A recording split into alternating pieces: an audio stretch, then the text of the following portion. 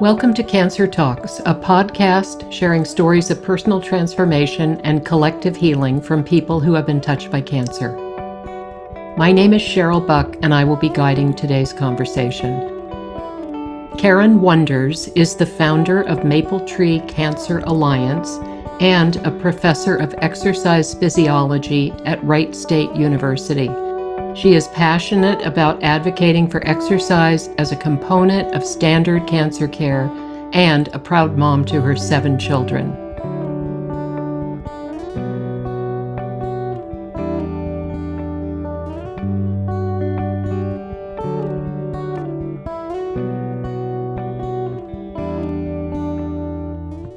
Hi, Karen.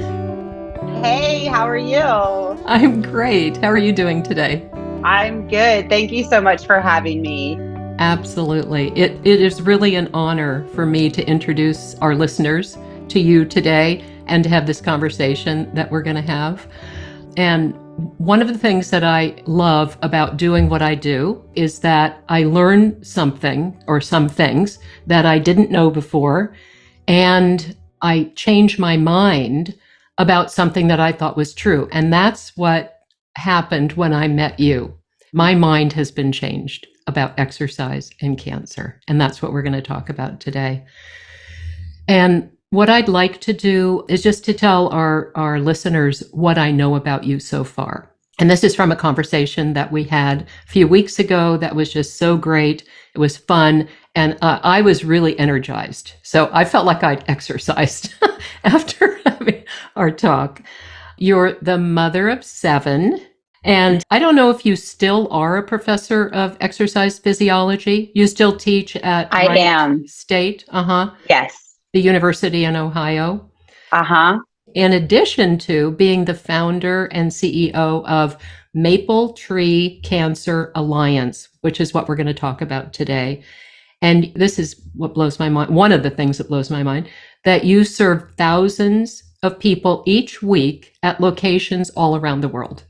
Yes. Okay. Yes. And you still fold laundry at home, as you were saying earlier, and raise 7 kids.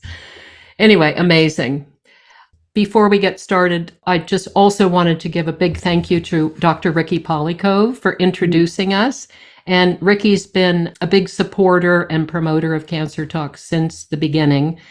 And she's for those people who don't know her, she's a really well-known MD in San Francisco. And now she mostly works with women with cancer and is clearly a big supporter of Maple Tree and your work.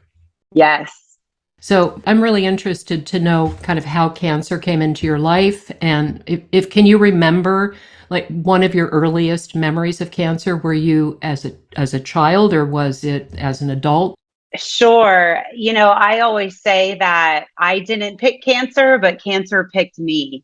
And I really did not have any experience or any interaction with cancer growing up. I was very lucky in that regard. I had a relatively small family compared to the size of my family now, of course. And it just had never really touched our lives. And while I was in college, I decided that I really liked the environment of academia. I thought maybe I might like to become a professor someday.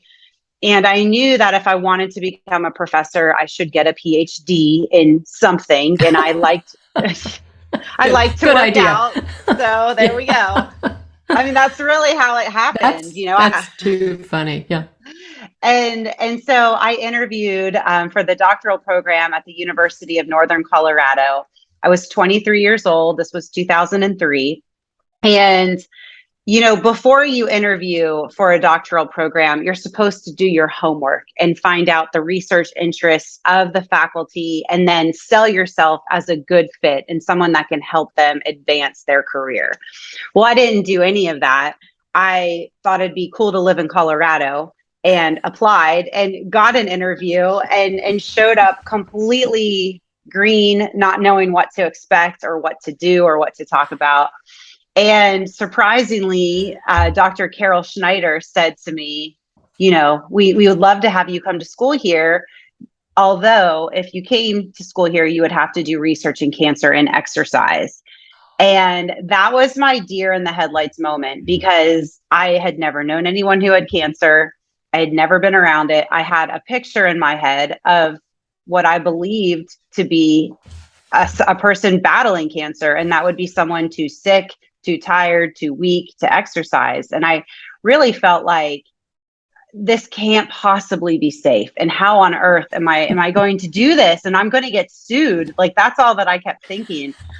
And this was 2003, so this was before Google. So I couldn't even really Google what is cancer. I just kind of jumped in, and it was an interview, and I wanted to move to Colorado. So I said, "Oh, yes, I always wanted to study this. This is going to be amazing." But internally I was freaking out. Yeah. Yeah. So what did you think cancer was? Or are you just saying that you didn't have any idea?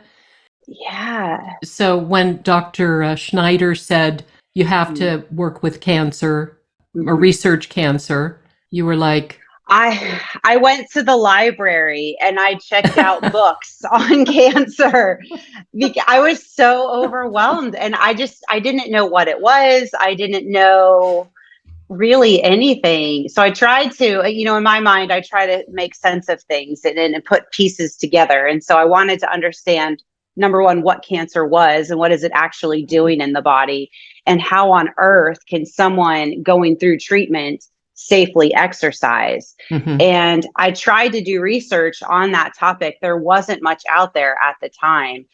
Dr. Schneider, who I had the opportunity to study under, was one of the first and one of the only researchers in the world studying cancer and exercise at that time. interesting. So it Wow. was a Yeah. blank slate.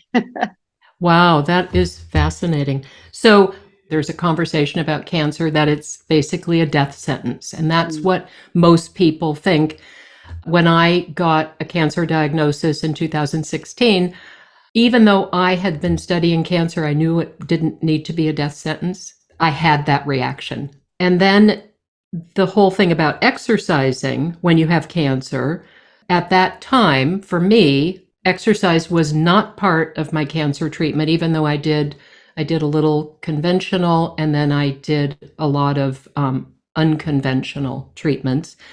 But I was not going to exercise. So, did Dr. Schneider know? Like, what made her decide Mm-hmm. to look at exercise and cancer? Can you talk about her beginning with this whole idea, this new way Yes. of looking at cancer and exercise? Yes, yeah, it's a really cool story. So she was not the first person in the world to research Mm. this. There was a study that was published in, I believe, 1986, that looked at the effects of cancer and exercise. And ultimately, these researchers set out to prove that exercise was not safe and that it should not be a part of cancer treatment. And they found just the opposite. Oh my gosh. This study did not get any publicity. It quietly went away and faded into the background. And then in the early 90s, Dr. Schneider was diagnosed with cervical cancer, Oh. and she was undergoing treatment. She had surgery followed by radiation, and part of her side effects that she was experiencing was a weakness in her hands. And when you think of the broad spectrum of side effects that a cancer diagnosis and treatment can cause in an individual, hand weakness doesn't seem like it's that big of a deal. And she told her physician that she was having these problems, and her physician just said, "Well, it could be a lot worse. So you're welcome." But the problem for her was she lived alone. She was in her 50s. She lived alone. And the weakness was so severe that she couldn't open jars. She couldn't use a can opener. She couldn't use a knife to cut. And she couldn't cook for herself. So Mm, she's eating fast food five, mm, 6 nights a week. That's not the diet you want to have when you're going through cancer treatment. And, initially she was a professor of exercise physiology. So one day she was lecturing and she was walking through the benefits of exercise with her class. And she had this epiphany moment where mm, she was talking about the benefits and exercise, strengthens your muscles. And she was thinking, oh, I need some muscle strengthening. Exercise improves range of motion. Oh, I could use that too. Exercise improves energy. Oh, definitely, I need that. So when she looked at all the side effects of cancer, she realized that exercise can offset all of those side effects. And that is when she began this line of work, which now, I mean, this was early 90s. So it's been a number of years. And I would say tens of thousands of lives have been, directly impacted by her going on to this line of work. Yeah, that's amazing. That is a great story. Mm. So, what did people think was going to happen if they exercised? What was the old conversation about Mm-hmm. cancer and exercise? Yes. So initially, it was believed that the increase in blood flow that happened as a result of exercise would cause cancer cells to spread faster throughout the body. That was what they initially believed. And of course, that has been disproven with many clinically based trials that know that actually doesn't happen. In fact, the pharmacokinetics and the uptake of the chemotherapy is even better in patients who exercise compared to those who do not. And so it's been refuted. And I would say probably the biggest barrier standing in our way now is that a lot of physicians don't understand that there is hard science data to support exercise during cancer treatment. Mm-hmm. I think some people might look at it like this is an alternative form of treatment, or this is, just some frou-frou, when in fact there's hard science and numerous. I mean, I'm talking 20,000 peer-reviewed publications showing the benefits of cancer and exercise. Wow. And do you have any idea, like, what percentage of cancer doctors know about the benefits now? I do. I believe that we have a lot of momentum right now in the field and that it is gaining some traction. We're seeing some accreditation bodies put this into standard of care. It's being talked about at ASCO. They just released a statement in May suggesting that all cancer patients should exercise. So we've seen a lot of positive traction. The most recent statistic that I saw, though, was from 2018. And at that time, less than 5% of physicians were telling their patients to exercise. Yeah. So that was 4 years ago. We've been through a global pandemic since then. I don't know if that number has improved. I do know that every day I'm talking to someone new and telling them about the benefits of exercise. And I can see myself, I've now been in this field for 20 years, that the momentum we have, I've never seen anything like this. So I do Wow. believe we are on a great trajectory to help more and more people. That's fantastic. That's so great. So you knew all about the science behind exercise. You know how it's beneficial, and you've known that for a while. And then you told me a story about how that started to play out in your life. Can you tell us that story? Would you Sure. tell it? I know you can. Would you tell us that Yes. story? No, I'm happy to. So I was at the University of Northern Colorado from 2003 to 2006 and graduated and moved to Dayton, Ohio with my family. And I began working as a professor at Wright State and really thought that it would be as easy as going to the hospitals in the area and introducing myself and saying, "Hey, I'm here. I'd love to do some research in your exercise and cancer lab." And I quickly learned that that did not exist. And people thought I was kind of crazy.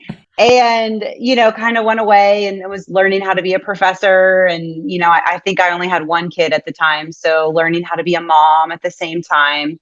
And in 2007, my grandfather was diagnosed with colon cancer. And he lived in Pittsburgh at the time, which is about a 4-hour drive from where I live. And we knew immediately that it was a bad diagnosis, bad prognosis. I think initially he was given 6 months to live and he only survived 5 weeks. And knowing that he was active, he's one of the rare people that were active before a cancer diagnosis. I knew given his prognosis, that he would not be able to continue doing what he had done before. And so the first thing I said to him was, you have to ask your oncologist, where is a cancer and exercise program that you can go to, because you're not going to be able to continue this, but you need to keep moving. And so he asked his oncologist, and his oncologist was taken aback and said, oh no, your granddaughter does not know what she's talking about. You need to rest.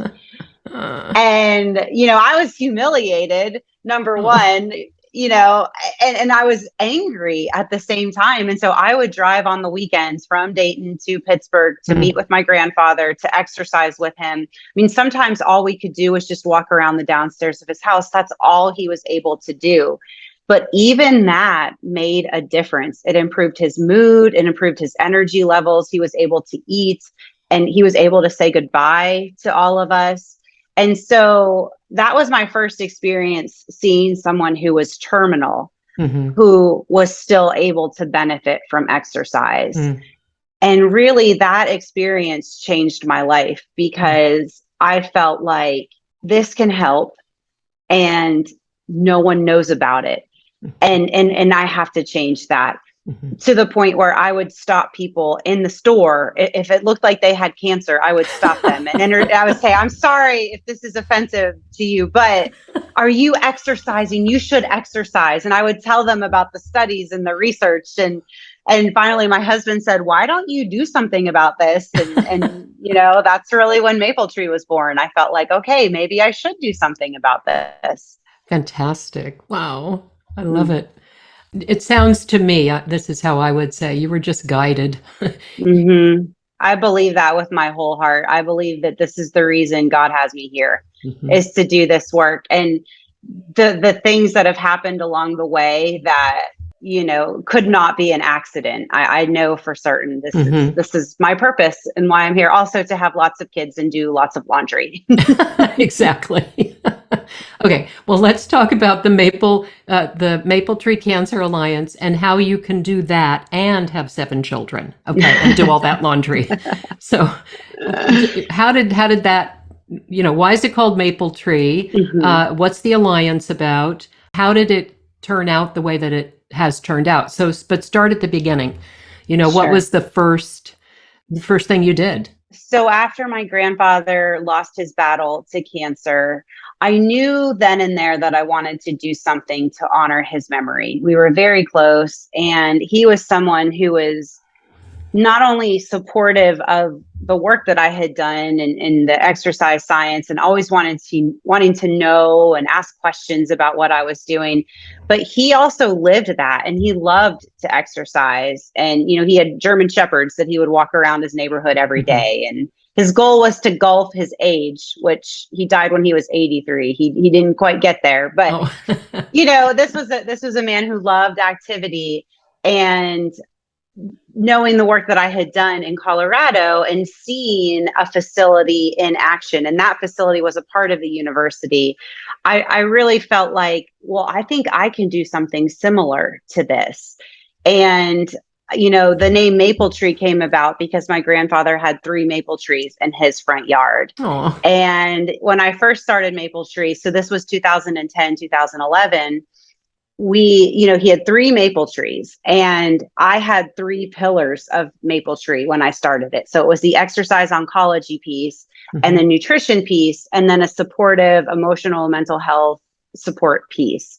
And so alliance means the 3 of those coming together. Oh, interesting. Yeah. And I will say it's evolved through the years, and as we've grown and developed partnerships, it seems that more and more people are interested in the exercise piece, because a lot of times hospitals will already have the nutrition and the support pieces in place, but we still make those available to patients. If they come to us and they're really struggling and they need to talk to someone, well, then I have a psychologist that I can refer them to. And we have dietitians that we work with. If someone's experiencing, I just can't eat, food doesn't taste good, I have a feeding tube, and whatever that circumstance may be, we have people that we can refer them to.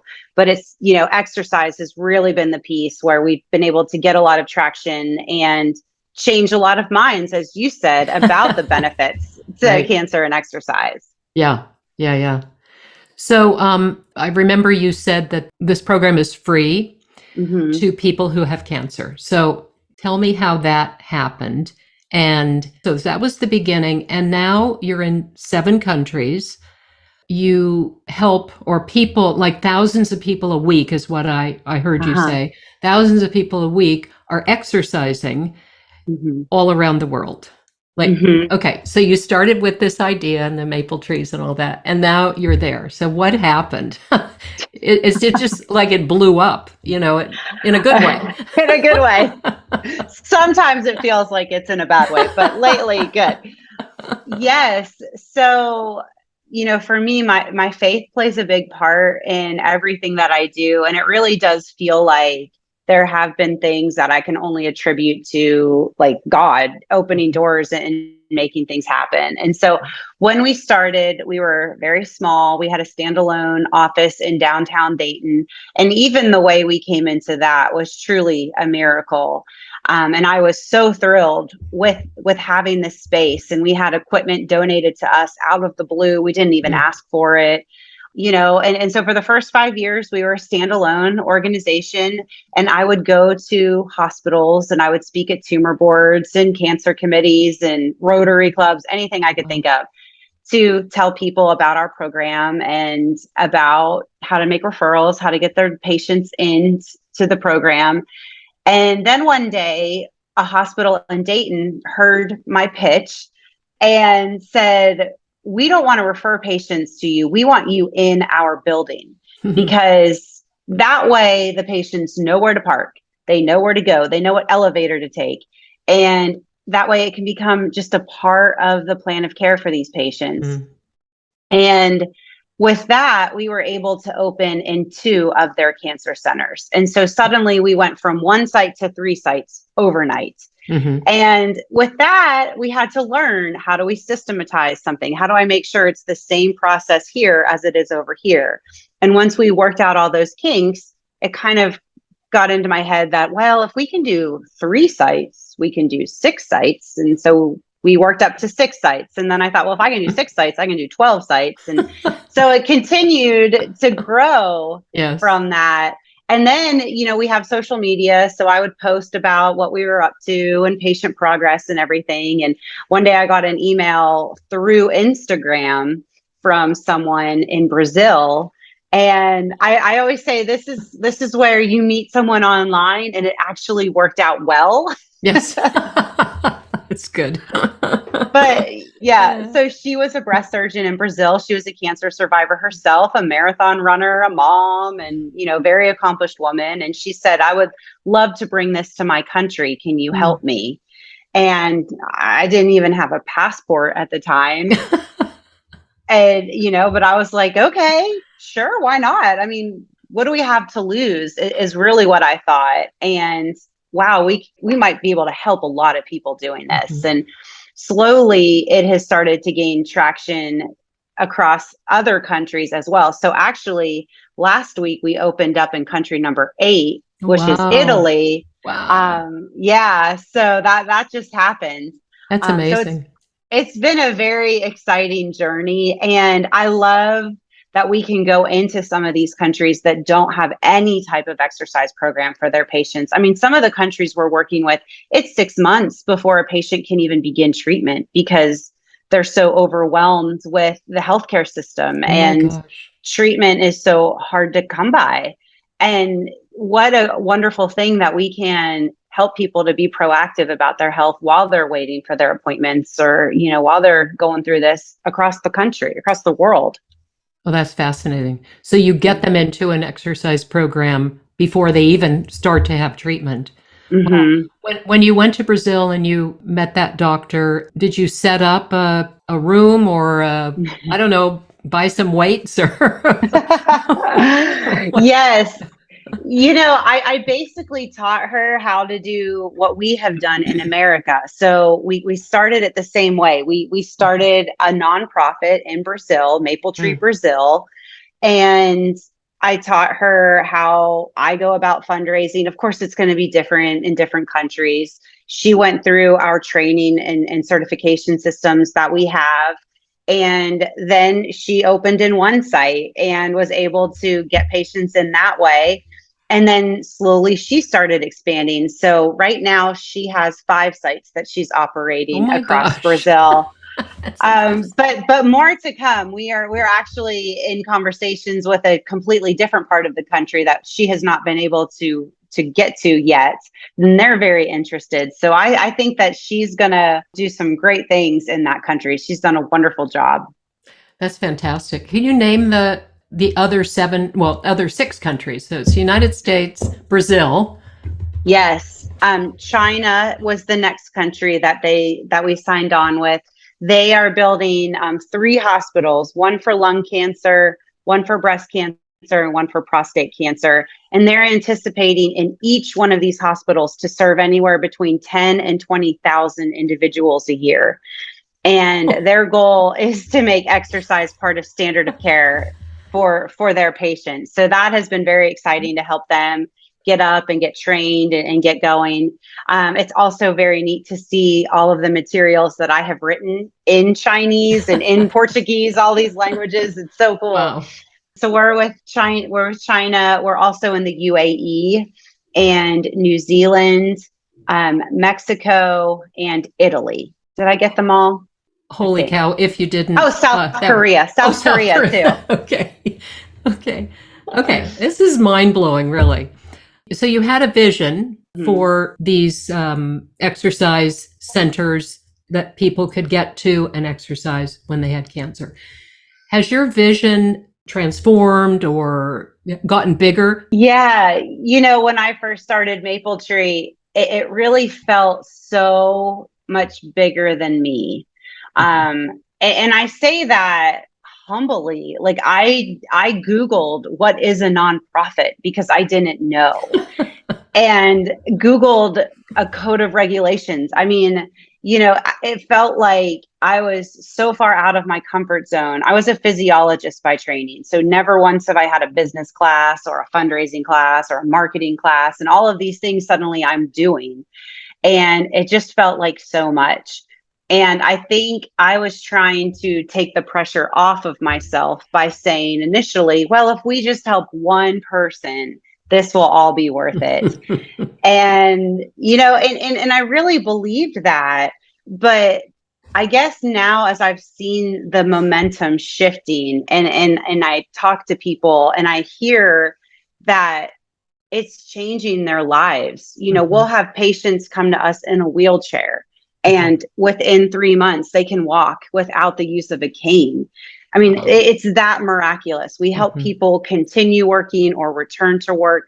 We had a patient who came to us who had stage 4 breast cancer, and her only wish was that she would be well enough to attend her daughter's wedding. And not only did she attend her wedding, but she planned and hosted the bridal shower for her. And I really feel like we're giving people their life back. Yes. While they're walking through the most horrendous thing that they could imagine. And as I've seen that, and as I've really realized the impact of what we are doing and what we can do, I think that my vision and my dreams have grown. And it's not to make a name for myself or to make a name for Maple Tree, although I want us to be the best program in the world because I want us to help as many people as possible. But it's just that idea of we can lead a movement that will change lives. And it's something that can go global. And that's very exciting for me to be a part of. And I want to just continue doing it till the day I die. I want to do this work and continue to advocate for this. Yes, that's fantastic. So how do people find you? Tell the people that are listening, you/Maple Tree Cancer Alliance. How do they get into it? And just say a little bit about how they don't have to pay for it. Yeah, so you can go to our website, www.mapletreecanceralliance.org, and that gives you all of the information. And I will say that all of our services are free because they're covered by private donations and grants and the hospitals that we contract with. So the hospitals will pay for their patients to go through this. And what I would recommend to a patient, if they see our website and they want to be a part of it, I would tell them to go ask their physician, their oncologist, their nurses, everyone that they can talk to, ask them to put in a maple tree. Because I don't think people understand the power that they have. But when patients ask for something, people listen. And the doctors, they want their patients to be satisfied and they want their patients to be helped. And there's been a number of times where we've had hospitals call us and reach out to us because their patients have asked for it. And, you know, if we can get into your hospital, not only can we serve you for free, but we can serve everyone else that you know that gets cancer for free as well, and impact their lives. That's very moving. Now you've made me cry. Oh, I just love what you're doing. I love your enthusiasm. I'm really curious to hear all the benefits. I know you've kind of mentioned them throughout, and you say different places, and I've heard you say this when we talked, things like cardio endurance. Can you just talk about, like, give some detail about how much better people will feel about, in, you know, as many different ways as you can think of that you've seen? Sure. Yeah. So the way that our program works is everything is individualized to that specific patient.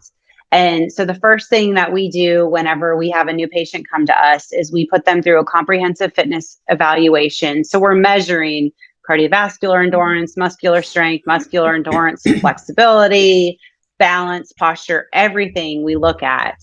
And that gives us a true picture of that individual. And it also helps us to tailor an exercise program that's going to address their strengths and their weaknesses. And then they come to us and we put them through a full body workout. So it's an hour a week. Once a week, they can meet with the trainer, and then we give them homework to do on the off days just to keep them active. And then we reevaluate them 12 weeks later to see, has there been improvement? And should we make changes moving forward for the next 12-week cycle? And that allows us to also track our impact that we have on patients. And what is so amazing, I think the most amazing thing is that we have patients come to us who've never exercised before. Most of the time, 90% of the time, they're completely sedentary. And then they begin an exercise program in the middle of chemotherapy. I mean, and everything you think of when you think of chemotherapy. And even in the middle of that, they still get stronger. I mean, time and time again, I now have data on thousands of patients, more than 11,000 patients. And these patients are ending chemotherapy stronger than what they were when they began. We also look at symptom severity.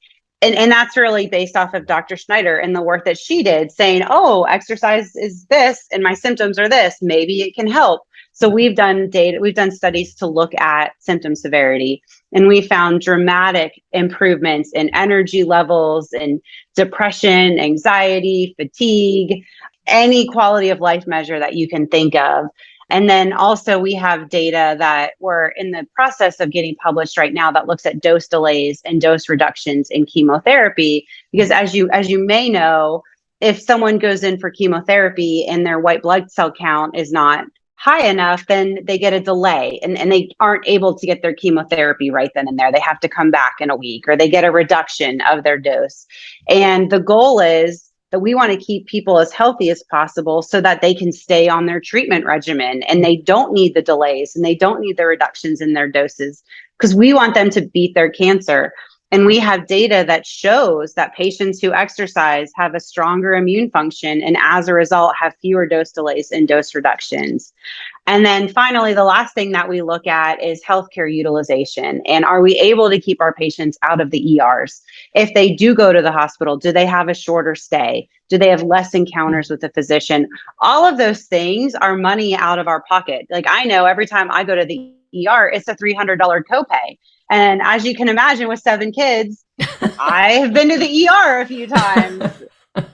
And so anything I can do to reduce that, I'm going to do. And we can do the same thing for our patients. Like, sometimes patients use the ER as a doctor visit. If they're dehydrated, they'll go to the ER. If they're having, fatigue, they'll go to the ER. And that just adds up. That costs so much money for the patients. And so we want to keep them well and keep them home. Wow. What a beautiful contribution you're making to people.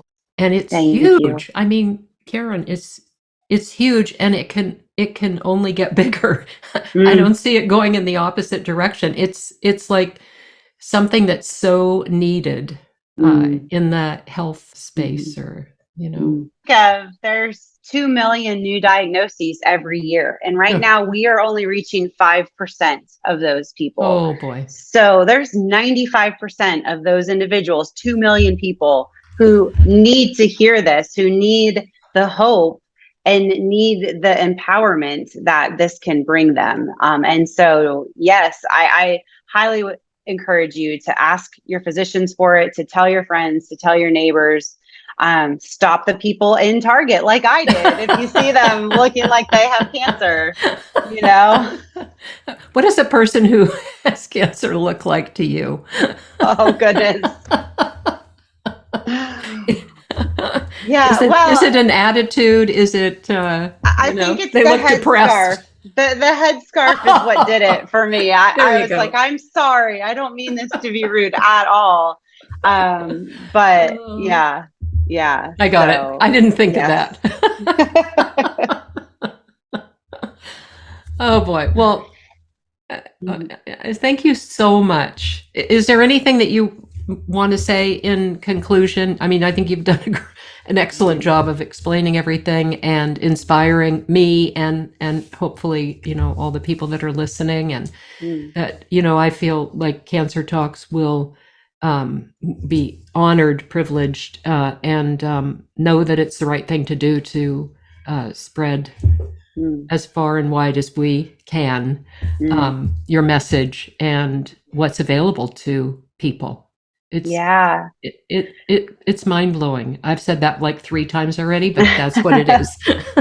Well, thank you. I think in closing, what I would say is if you're someone who's in the middle of cancer treatment and you're listening to this and you're thinking, I don't think I could possibly exercise, what is it that you would ask me to do? What I would say is you start where you are with what you're able to do. So at Maple Tree, that's one of the benefits with the individualized approach is we're never going to ask something of you that you're not capable of doing. So you're not going to come in on day one and we're going to tell you, oh, you got to run a marathon or stay on this treadmill for 30 minutes. You can't get off. And I think that's the fear that a lot of people have. And so I want them to know that start where you are. My grandfather, there were days all he could do was a single lap around the downstairs of his house. That was it. And I think someone on the outside looking in would say, why bother? What's the point? His heart rate didn't even go up. But in actuality, the impact that had was so positive and created a ripple effect that gave him the energy, as I said, to say goodbye to us and to eat and to sleep well. I mean, it really does make a difference. And so do what you can. Something is always better than nothing.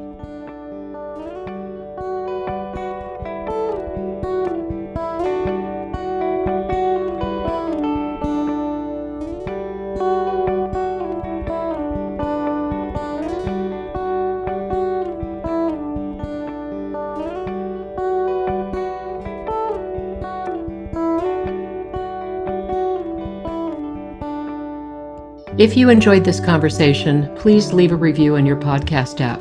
Cancer Talks is a platform for anyone who has been touched by cancer. Write to us at info@cancertalks.com if you have a story to share. If you're moved to donate, please visit cancertalks.com/donate.